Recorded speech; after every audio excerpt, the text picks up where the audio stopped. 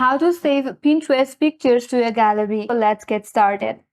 First of all, you have to launch the Pinterest application in your mobile device and make sure to log into your Pinterest account. After that, navigate to search bar from the bottom of this interface from the menu bar, and in the search for the pictures that you would like to save in your gallery.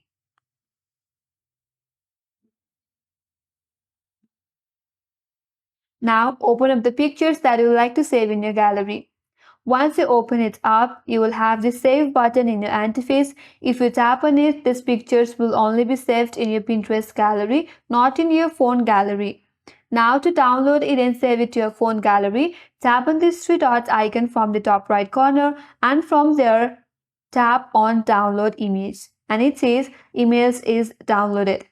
After you download it, now you can simply navigate back to your phone gallery, and there you will be able to find your downloaded pictures from Pinterest. So that's the way to save Pinterest pictures to your gallery, and that's all for today's video. Hope this video helps you. If you are new to our channel, make sure to like and subscribe. Thanks for watching, and I will see you on the next video.